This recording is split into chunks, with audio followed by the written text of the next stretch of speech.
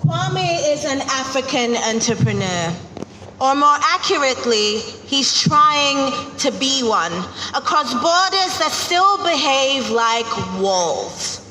One morning in Central Africa, Kwame sets out for Southern Africa to close a deal.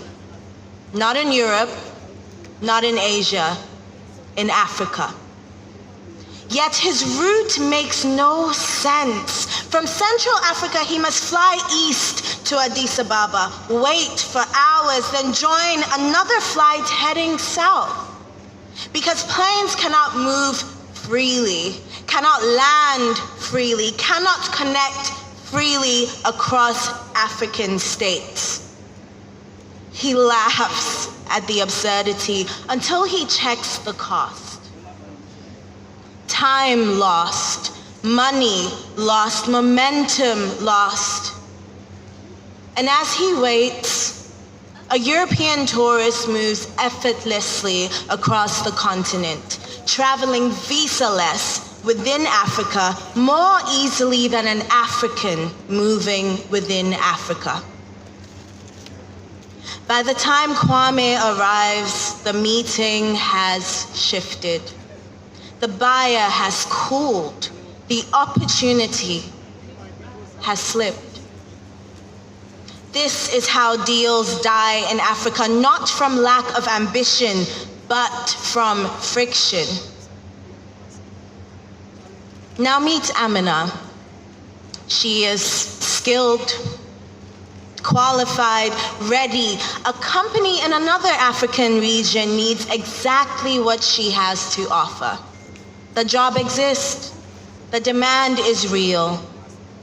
And yet her certificate is questioned, her competence delayed, her education treated like a foreign language. We call this unemployment. It is really misalignment. Look at the Congo Basin. Enough water to power more than 10 African countries. Look at the Sahara. Enough sun to power the world. Yet factories shut down because of Dumso. This is not a resource problem, this is a coordination problem. Now just for a moment, imagine a railway linking north to south, east to west. The numbers work. The railway pays for itself. We can fund it the way Ethiopia built the Grand Renaissance Dam. Africa's 400 million middle class, each contributing at least $1 a day. You do the math. It's enough to connect Africa. In Lagos, mobile money moves instantly. In Nairobi, Accra, Dakar, Kigali, but when Africans try to pay Africans across borders, currencies detour through distant capitals, fees multiply, value leaks out of Africa before it reaches another African. And yet the truth is simple. The moment Africans can pay Africans seamlessly, trade will surge. Supply will respond. Logistics will follow money. A manufacturer stands beside his machines. He could scale. He could hire. He could export. But one product faces 50 approvals, 50 rules, 50 interpretations.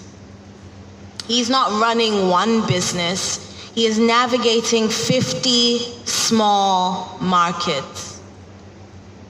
One custom space could change everything.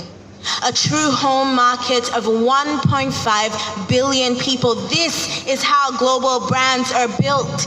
India understands this. China understands this. Europe understands this. Similar populations, one internal market. Africa still negotiates the world in fragments, and the terms are never kind. But now, imagine the shift. Kwame travels across Africa directly. Flights connect African cities. Borders welcome enterprise, not suspicion. Amina takes her job. Her skills are finally recognized. Her worth is unquestioned. Money moves across phones as easily as conversation. Goods are approved once and moved everywhere. Power is on and it is cheap. Manufacturers scale. Women traders move safely. The youth build businesses instead of exit plans. The rules are enforced fairly, uniformly, consistently. Investors trust the system because certainty has arrived. And when Africa speaks to the world on trade, on digital rules, on climate, it speaks as one. This is not a fantasy. It is deferred reality. Africa's future will not be written only in summit halls or signed treaties or protocols. It will be written in markets, in factories, on farms, on digital platforms, by SMEs, by women, by youth, by you.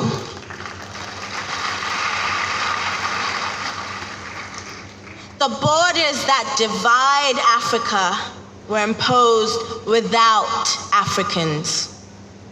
But the unity that will transform Africa must be owned and moved by Africans. It must be demanded. It must be owned. It must be driven by us, the people. And when Africa finally chooses to implement what it has already agreed, history will not say Africa lacked ideas or resources or ambition. History will say the moment Africa chose to act as one, nothing could stop the United States of Africa.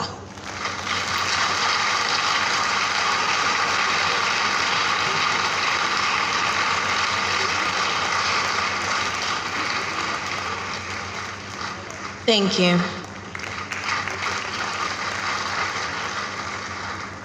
And now, without further ado, Your Excellencies, distinguished leaders, esteemed guests, fellow Africans, and agents of change, all protocols observed. What you are about to witness is not a performance, but a return to a voice that has continued to shape Africa's destiny. The voice you will hear is real. It is unedited. It is undoctored and taken directly from the original speeches of my grandfather, Osagyefo Dr. Kwame Nkrumah. At the inaugural ceremony of the Organization of African Unity in 1953, as well as the All-African Peoples Conference of 1958. The image you will see has been carefully extracted from archival footage and photos and has been enhanced and rendered using modern technology and artificial intelligence. This is not to reinterpret his words, but rather to give it new life. His message here speaks directly to this moment. The Africa Prosperity Dialogues, the Make Africa Borderless Now campaign, they all reflect the unity, cooperation, and shared purpose that he believed were essential for Africa's progress. It has been my profound honor to lead this hologram project, and I am forever grateful to the Africa Prosperity Network for aligning with this vision and helping to keep his legacy alive through action. Indeed, Nkrumah never dies. Ladies and gentlemen, let us take a moment to receive the eternal words of Osagyefo Dr. Kwame Nkrumah, and may his vision guide us as we pursue prosperity through unity.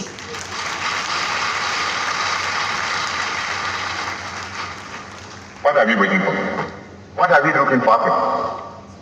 Are we looking for mere charters conceived in the light of the United Nations example, a type of United Nations organization whose decisions are framed on the basis of resolutions that in our experience have sometimes been ignored by member states, where groupings are formed and pressures developed in accordance with the interests of the groups concerned? Or is it intended that Africa should be turned into a loose organization of states on the model of the organization of the American states, in which the weaker states within it can be at the mercy of the stronger or more powerful ones, politically and economically, and all at the mercy of some powerful outside nation or group of nations? Your Excellencies, is this the kind of association we want for ourselves in the United Africa we all speak of with such feeling and emotion? Your Excellencies, permit me to ask, is this the kind of framework we desire for a United Africa?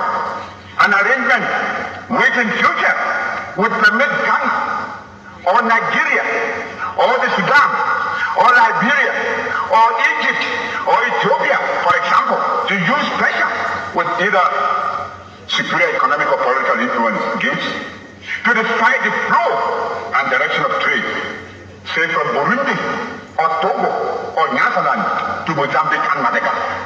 We all want a united Africa.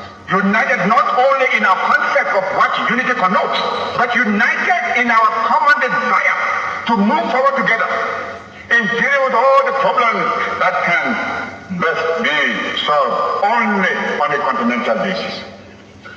But may I dare to assert, equally on this occasion, Your Excellencies, that we meet here today not as Ghanaians, Guineans, Egyptians, Algerians, Moroccans, Malians, Liberians, Congolese, or Nigerians, but as Africans.